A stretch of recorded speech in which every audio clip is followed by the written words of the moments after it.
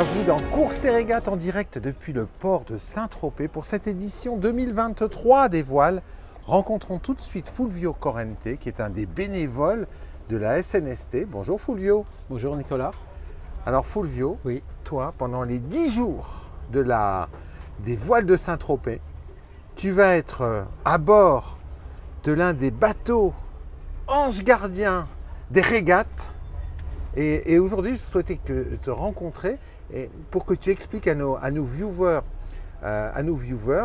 ton rôle tous les jours, on va dire pour sécuriser les régates et peut-être d'autres choses. Toi, dans la vie de tous les jours, tu es sur l'eau ou tu n'es pas du tout sur l'eau? Non, je suis commerçant à Saint-Tropez, j'ai une boutique. Ouais. Et donc je profite de ces 10 jours de mettre à disposition des voiles de Saint-Tropez. C'est beau. Et c'est l'esprit village ici, c'est dingue. Hein. C'est vraiment un esprit village. On retrouve Saint-Tropez des années qu'on a aimé, bon, qu'on aime toujours. Et puis surtout là, c'est moins le côté bling-bling. C'est vraiment, c'est une passion qui est partagée par tout le monde. Par tout le monde. Et cet esprit village, il fait que toi, commerçant, pendant les voiles, tu es bénévole à bord d'un des magnifiques semi-rigides Highfield Suzuki pour sécuriser les régates. Oui, depuis 2000. Je suis 2000, oui. Donc, ça fait 23 ans? 23 ans. Waouh, top fidélité. J'ai eu plusieurs postes et le dernier, c'est pour assurer la sécurité. Incroyable. Des régates. Alors justement, là on est à bord d'un des semi-rigides. Avec deux moteurs Suzuki. Deux Suzuki au tableau chevaux. arrière. Alors on a le même, hein, juste à côté, Ouais, c'est un Highfield. Hein, 9 mètres. personnalisé aux couleurs des voiles.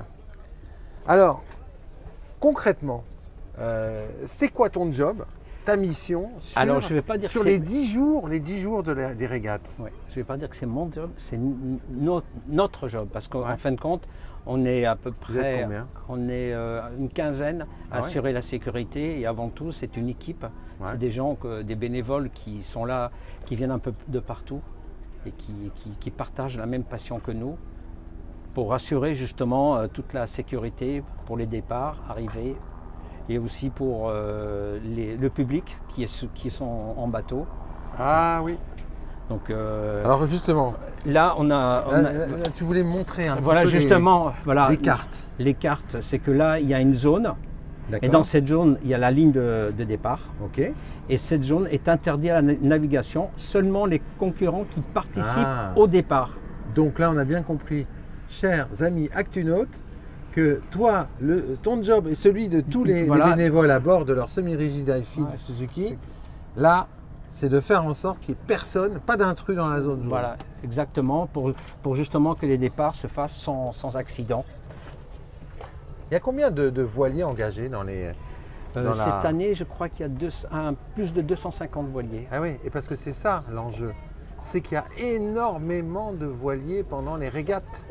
Oui, et que sécuriser un plan d'eau, c'est pas si simple que ça. Non, pas du tout. Donc il faut des gens expérimentés. Ce sont des bénévoles, mais qui sont expérimentés. Il faut plusieurs années de formation et après ils commencent à piloter. Et en général, ils sont toujours deux par bateau. Toujours deux. Hein. Toujours ça, deux. c'est Ouais, sur la toutes plupart, oui. Toutes les courses au large, les bateaux en Oui, en général, ils sont deux, justement. Alors, est-ce que tu pourrais me parler d'une journée type avec ton coéquipier? C'est quoi son prénom à ton coéquipier? Mais moi, j'ai pas de coéquipier parce que là, cette année, je fais la presse, donc je suis tout seul. Mais sinon, pour embarquer un journaliste de plus. Et voilà. Important, voilà. On a des caméramans, parce qu'il y a aussi ça, il y a aussi les bateaux presse. Ah oui. Ce sont les mêmes bateaux. Et donc la journée type, en général, pour la sécurité, il y a un briefing le matin. Ouais. Il y a les départs, donc il y a préparé les bouées. Ouais. Il y a les mouilleurs qui vont justement délimiter le parcours, parce que chaque jour, chaque jour, le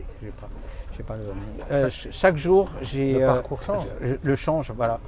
Là, il y a toutes les bouées, et donc c'est toujours des triangles, et chaque jour, le parcours il change. Là, on n'a pas sur ça, mais et les parcours, ils sont ici. Voilà. Chaque parcours avec des bouées différentes. D'accord. Et donc le rôle des mouilleurs, c'est justement de pouvoir, c'est de mettre le parcours en place. Et après de sécuriser, que tout se passe bien. Ton souvenir le plus attachant depuis que tu es à bord d'un des bateaux anges gardiens des voiles de Saint-Tropez? Qu'est-ce qui t'a le plus marqué ou ému? C'est d'être à côté de ces bateaux. Ouais. Quand les bateaux passent à côté de nous, c'est le spectacle. Je veux dire, C'est quand même les plus beaux voiliers du monde. ben, c'est ça, parce qu'on a la chance qu'à Saint-Tropez, il y a les plus beaux voiliers. C'est la dernière étape de la saison d'été. Ouais. Et après, tous ces bateaux, ils partent de partout. Dans le monde entier. Dans le monde entier. Et là, on a les plus beaux unités. C'est incroyable. Sur l'eau. Parce que ce qui est dingue, c'est que là, ils sont tous réunis. Ouais, C'est-à-dire qu'on a une sorte de... C'est un peu comme je sais pas, une boulangerie avec plein de gâteaux à l'intérieur. c'est ça. Et puis surtout, il y a quand même une spécificité de Saint-Tropez. Regardez. Les voiliers, ils sont où? Dans le centre-ville. Et ça, il y a très peu de ports où on peut avoir en même temps prendre un café, voir les bateaux, se balader ici, voir les stands. Ouais, sachant que cette année, en fait, ils ont ouvert le village sur le port. Et c'est drôlement bien, en fait. Bah oui. Parce que le village n'est plus fermé, il est ouvert. Il est ouvert, justement, c'est un peu le retour aux sources de la New Largue, de tout ce que tout se passe sur le port. Et alors, il y a une chose importante quand même, C'est- Fulvio, c'est que c'est gratuit de venir le visiter, le village.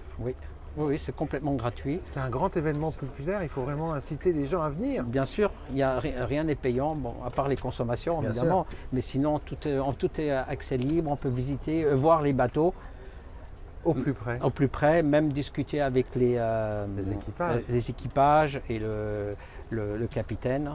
Et puis après, on va prendre un petit café. Exactement. Petit café de l'autre côté, je ne citerai pas le nom d'un café Et célèbre. tous les matins, Ouais. surtout au départ des traditions, il y a un spectacle. Lorsque les bateaux sortent, Sortent du port. Ouais, c'est beau. Hein. Ouais. J'imagine, Fulvio, en conclusion, que pour rien au monde, tu ne céderais ta place. ah bah non. Ah Non. ah Nous, on se sent vraiment privilégiés d'être ici. Ouais.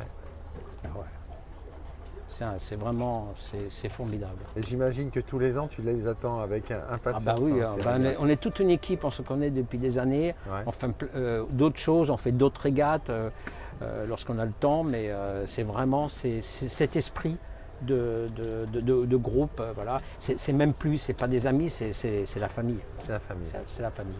La famille des voiles. La famille des voiles de Saint-Tropez. Merci beaucoup, Fulvio. Donc, c'est moi qui vous remercie. Voilà, et puis moi, je vais vous quitter, chers actunautes, avec un 360 voilà, sur ce port de Saint-Tropez à bord d'un des semi-rigides Alfid Suzuki qui sécurise cette édition 2023 des voiles de Saint-Tropez. Vraiment, quel écrin magnifique pour les plus beaux voiliers du monde. À très bientôt sur Courses et Régates.